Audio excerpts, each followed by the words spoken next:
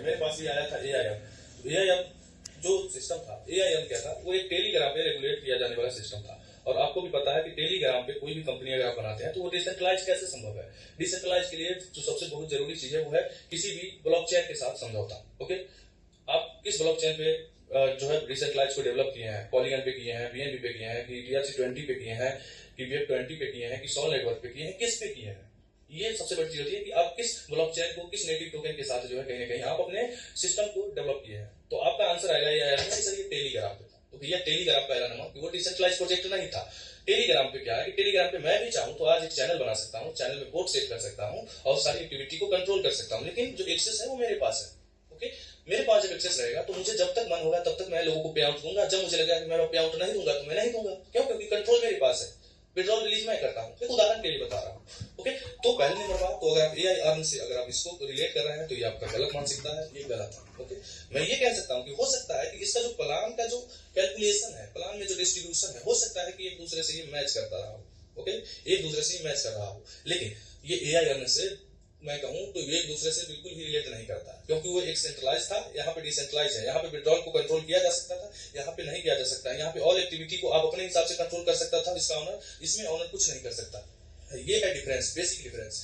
इसको इसके अंदर बाद में जाके रूल लाना, चेंज करना, जैसे कि बाद में लाया भी कि आप इतना डिपॉजिट करो तब मैं आपको इतना दूंगा, लेकिन इसके अंदर ऐसा संभव नहीं है। जो एक बार बना दिया गया उसके अंदर कुछ छेड़छाड़ नहीं किया जा सकता है। इसका मैं आपको पूरा टोटल प्रूफ भी दूंगा। ओके, तो सबसे पहले हम इसके स्मार्ट कॉन्ट्रैक्ट के ऊपर चलते हैं और स्मार्ट कॉन्ट्रैक्ट को हम देखते हैं। स्मार्ट कॉन्ट्रैक्ट पे आते हैं दोस्तों। प्रेजेंट टाइम में जो अभी फंड है वो फंड है $5,14,633। इस कॉन्ट्रैक्ट के ऊपर फंड है राइट नाउ। ओके, अब इस कॉन्ट्रैक्ट को हम नीचे आते हैं, नीचे स्क्रॉल करते हैं तो यहाँ पे आपकी सारी चीजें ट्रांजेक्शन दिख रही है कि भैया 9 सेकंड पहले, 10 सेकंड पहले किसने कितना डाला है, कितना निकाला है, सारी चीजें यहाँ से आप देख सकते हैं। जैसे मैं यहाँ पे अगर क्लिक करता हूँ तो किसी ने अभी क्या है कि $30 का डिपॉजिट किया है राइट, किसी ने $30 का किया है, किसी ने क्या है कि यहाँ पे जो है ये कंपाउंडिंग जो है कंपाउंड किया है कितना 0.15 डेली रिवार्ड, ये सब सारी चीजों को आप यहाँ इसकी एक्टिविटी से देख सकते हैं कि कौन किस समय निकाल रहा है, कौन डाल रहा है। देखिए इन का मतलब होता है सिस्टम में कोई डाल रहा है और आउट का मतलब होता है कि निकाल रहा है। ओके, तो ये है। अब हम यहाँ से आपको दिखाते हैं ये रहा टोकन ट्रांसफर, इसके अंदर कौन कितना पैसा हम डाल रहा है, निकाल रहा है। यहाँ पे देखिए जब इसके ऊपर आप क्लिक करेंगे तो आपको यहाँ पे पता चलेगा कि कितना कितना क्या हो रहा है। सारे फंड जो है $10 कोई डिपॉजिट कर रहा है, कोई क्या क्या कर रहा है, सारी चीजें आपको यहाँ पे कहीं कहीं विजुअल है, आपके सामने है। हम आते हैं कॉन्ट्रैक्ट पे। जब हम कॉन्ट्रैक्ट पे आते हैं तो यहाँ पे देख सकते हैं जो ये रहा सोर्स कोड जो है ये वेरीफाइड है। Okay, source code verified. Okay, source code verified का मतलब ये नहीं होता है भैया कि कॉन्ट्रैक्ट वेरीफाइड है तो इसके अंदर स्कैम या मैनिपुलेशन संभव नहीं है, संभव है।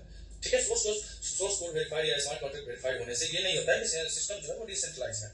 ओके, उसके अंदर जो मेजर चीजें वो देखा जाता है वो ये है कि इसके अंदर कोडिंग क्या किया हुआ है। कोडिंग के अंदर क्या होता है कि जब भी कोई कोडिंग करता है तो उस समय वो अपना रग पुल छोड़ता है। मैं आपको जानकारी में बता दूं, जैसे मान के चलिए कि मैं ही कोई सिस्टम बनाया, डिसेंट्रलाइज में बोल रहा हूँ, तो इस कोड के अंदर मैंने कुछ ऐसी हिडन चीजें मैंने छुपा लिया। इसके अंदर मैंने एक फंक्शन ऐसा ऐड किया, कोडिंग किया कि भैया मैं चाहूं, मैं हूं ऑनर और मैं चाहूं तो जरूरत पड़ने पे इसके अंदर कोई रूल ला सकता हूं, कोई कंडीशन ला सकता हूं।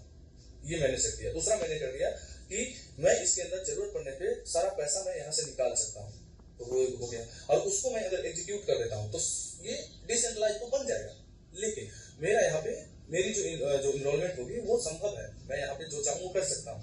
ओके, क्योंकि मैंने वो सिस्टम में डाल चुका हूँ कि जरूरत पड़ने पे मैं इसको एडिट कर सकूँ, कोई कंडीशन ला सकूँ, ये मैं संभव है।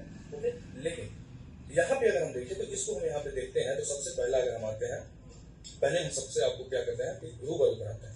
देखिए आपके पास ये ऑप्शन है, बहुत कम लोग ये कोडिंग आप पूरा नहीं पढ़ पाएंगे कि भैया क्या क्या है, इसका मतलब क्या होता है, ये सारी चीजों को आप नहीं देख सकते हैं, बहुत बड़ा होता है। ओके, उसके बाद ये अलग अलग नेटवर्क में होते हैं, जैसे देखिए ये है ERC20 यानी इथेरियम नेटवर्क के अंदर सारी चीजें लिखा हुआ। फिर आता है आपका ये क्या कहते हैं सॉल के अंदर है